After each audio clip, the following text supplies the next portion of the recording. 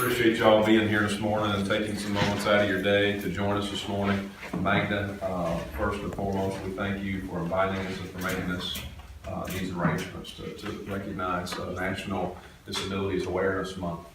We appreciate that. We're thankful for our guests. We're sitting here with mostly the Door Center folks. And I said we have Grant and Chief here, and they represent opportunity for us. They really represent opportunity for the people we serve. And oddly enough, right now, less the exception of our friends at Hampton Inn in Hernando, they represent our community employers. So that's working hand from us. The cool part about it is that this is also the challenge we face. I mean, we'd love to have 15 potential employers, 5 other potential employers sitting right here on the couch.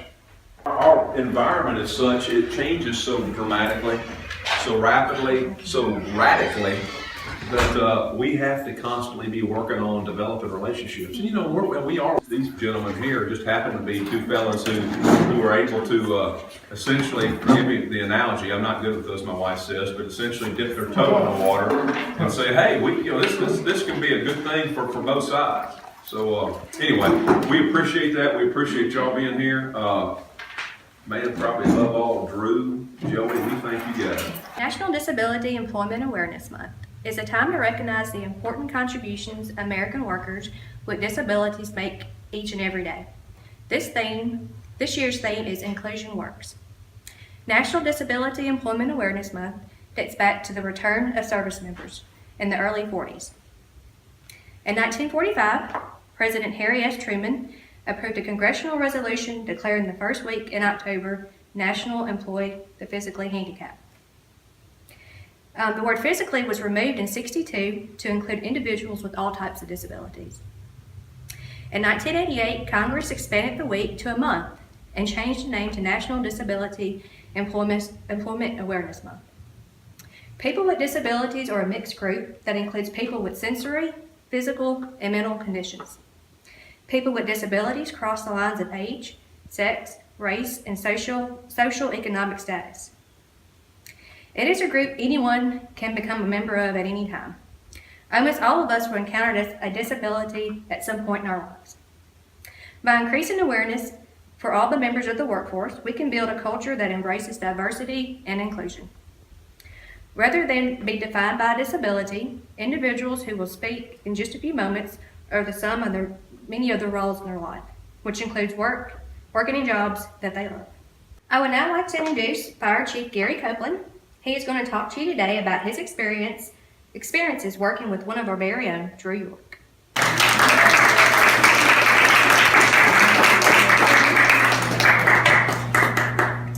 I'm sitting here thinking, I'm so glad my wife didn't see the video with the household management, I've been in trouble, she's seen that. But I really truly don't know.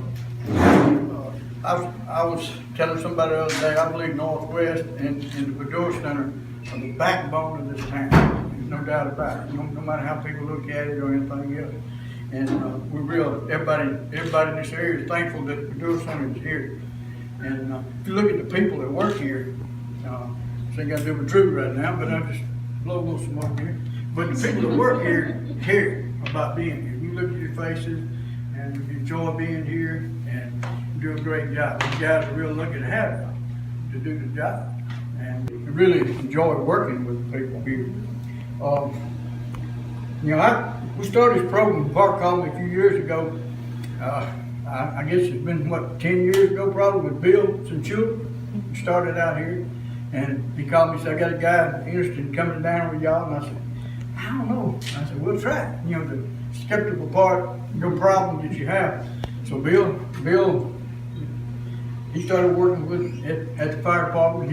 He knew a lot of stuff about fire trucks, and I hate to say it, he taught me stuff about fire trucks. And we was real glad to have him. And to this day, he calls us once or twice a week.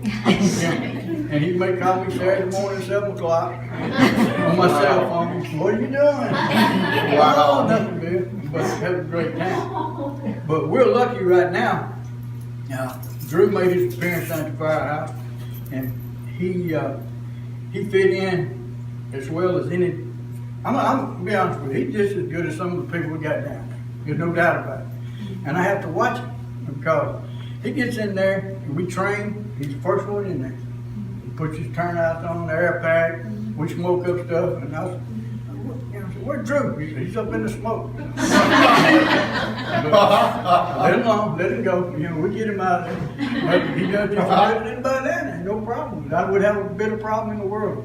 We kind of, we watching now, y'all. He's got in trouble a few times. Some of the boys messed him up a little bit with snuff, but he got in trouble a little bit. But he done good. But it's in his heart. You can see, like we go to a fire, or we go to a wreck or something. He gets out there and you watch him. He's up to somebody. He's patting him on the back. It'll be all right. You hurt. You feel bad and stuff like that. Some of these old rough firemen don't do that. I go away now, you'll be all right. He cares about people. He cares about what he deals with. And that's what's so exciting about this program you got. And I know you have probably 25 or 30 more people here that could do the same thing, given the right opportunity. And finding that right opportunity, as Paul was saying, is a challenge, and I know it's out there, I really do.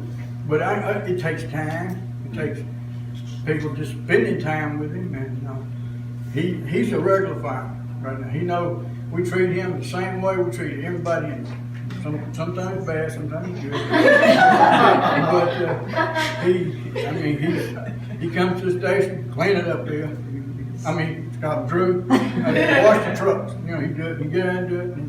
And like his dad, I met his dad yesterday for the first time. And he's supposed to, he comes to the firehouse on Wednesday. I said, well, stay with your dad this afternoon. You ain't got to come down here. His dad said, no, don't do that. He's going to the firehouse, because he don't want to miss, he's afraid he's going to miss something.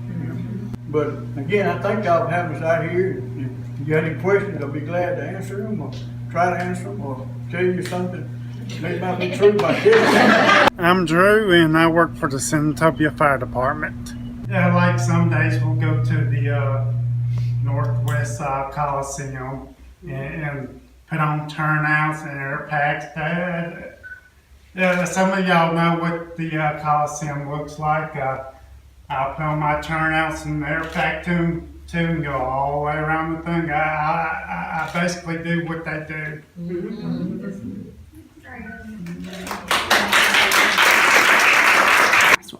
All right, next I'm excited to introduce Mr. Grant Alford. He is the assistant principal at Senatobia High School and currently works with the young gentleman that lives here at the Badura Center, Mr. Joey Bear. I am Grant Alford. I want to thank y'all for having us. This is an honor. Those that don't know me, I'm a Senatobia person. I'm born here, raised here, lived here forever, and been a part of the Senatobia community for 36 years now that I tell my age.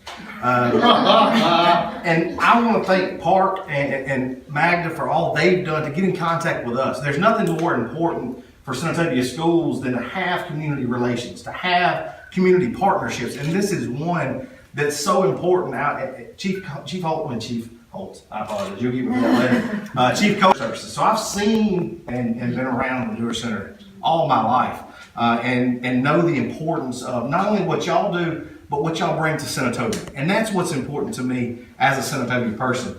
Having Joey on our campus was a little bit scary, not because of what he would do, but we deal with different issues with high school kids. High school kids are not always the nicest people in the entire world. But you will never see a person show up for work on our campus that's more happy to be there than Joey. And that's one thing that you won't find one. He did sign the book, Senatobia High School, because he's proud to come to work. And that's important for us. I'll tell this story, but everybody has an idea, and he knows that that's being a part of it, and he stayed on me, and I didn't get it fast enough, and so he stayed on me about that. But he wants to be involved with what we do. We don't take it easy on Joe.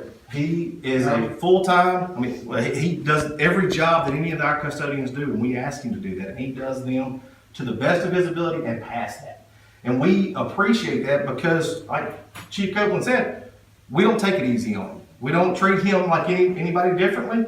He is one of our afternoon custodians. We trust him to be in the building by himself a lot of times. We trust him to do one of the most important jobs that's overlooked, and that's prepare our school for the next day. And Joey's proud to do that. I had the opportunity to hear him the other day. We had a young lady that had come in the office and said, I just don't know why we have to do all of this. I don't know why we have to do all of this. And she was talking about just the day-to-day being a high school student. And Joey looked up and he said, you don't have to, you get to. I want to tell you a story.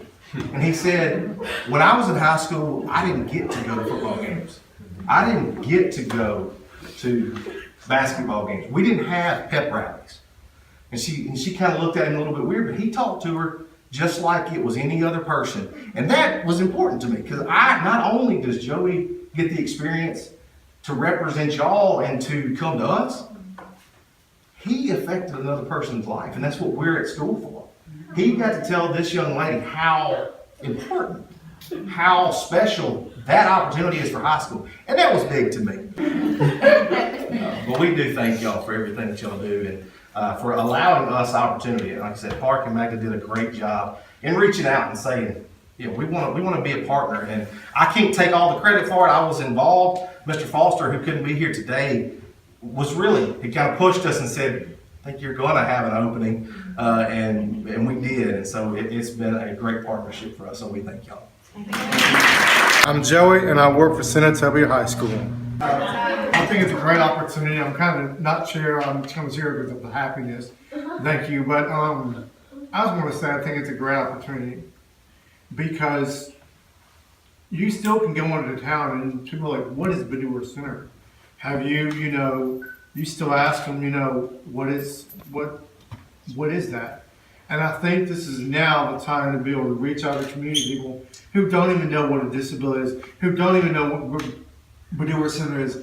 The funny thing is that, I'm going to go ahead and say this, me and Drew are good friends together, and one thing we do on weekends, we like to order pizzas. And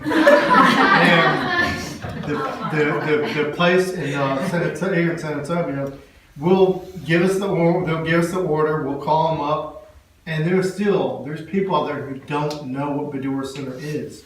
It's like, well, what's that address?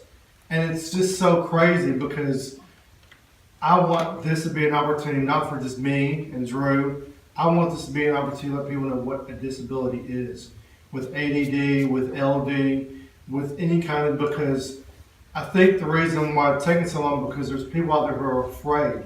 Because they're like, just like Albert said, it was kind of like, oh my gosh, we don't know, kind of that skepticism. But now, when you get to know a person with a disability, those people come to the community with a big smile on their face. Drew does it, I do it. I want other residents to go out there to show what a disability is and let them have a big smile. So then they're, hey, welcome to the community. Y'all did great. Maybe give them that.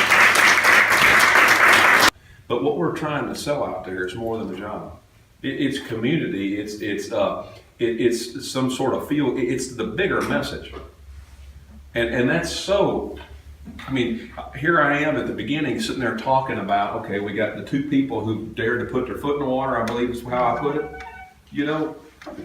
That's two people, but look at the impact of those two people.